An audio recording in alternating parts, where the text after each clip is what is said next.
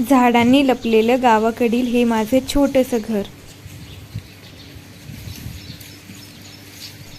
माझ्या गावाकडील घराच्या आसपास विविध प्रकारची फळझाडे आणि फुलझाडे आहेत. तसेच शेतीसाठी वापरली जाणारी विविध प्रकारची अवजारे देखील आहेत.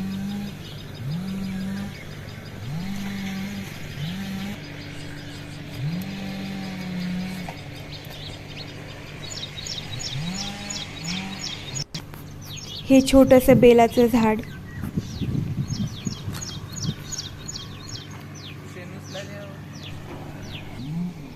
हा गुरांसाठी केलेला घास.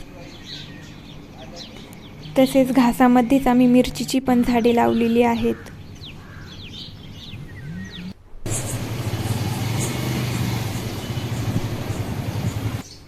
घराच्या पुढे खूप मोठे प्राजक्ताचं झाड पण आहेत. आज माझे प्रदोष व्रत असल्यामुळे मी हे शिवलिंगावर वाहण्यासाठी धोत्र्याचं फळ घेणार आहे.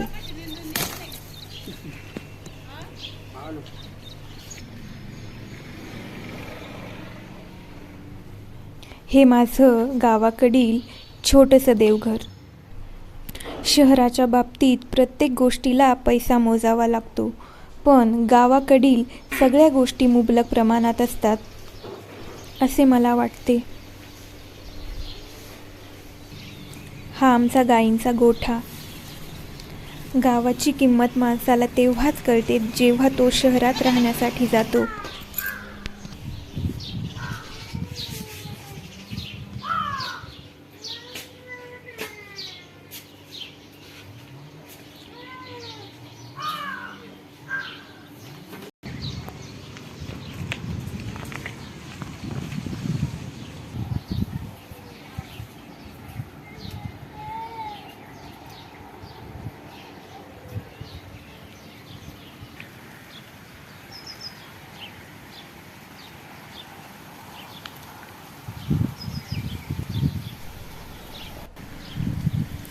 हे आमच्या घराच्या पाठीमागे असणारं शेत.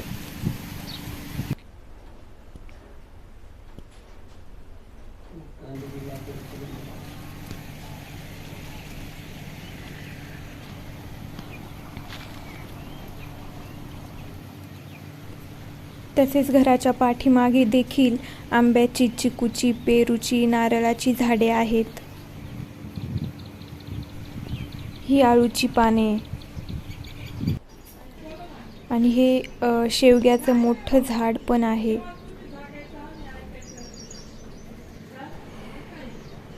तसेच आम्ही शेतात लसूण, कांदा, सोयाबीन, ऊस, मका अशी अनेक विविध पिकांची लागवड पण घेतो. तसेच घराच्या पाठीमागे आवळ्याचं देखील झाड आहेत.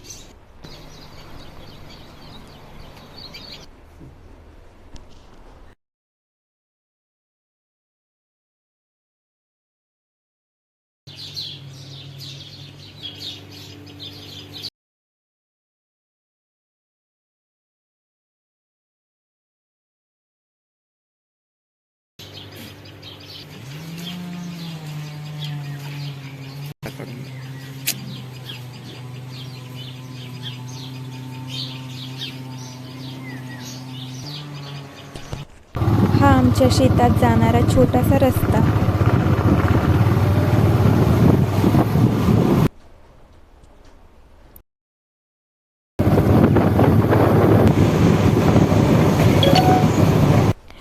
सध्या आम्ही कापसाचे आणि ऊसाचे पीक घेतलेले आहे.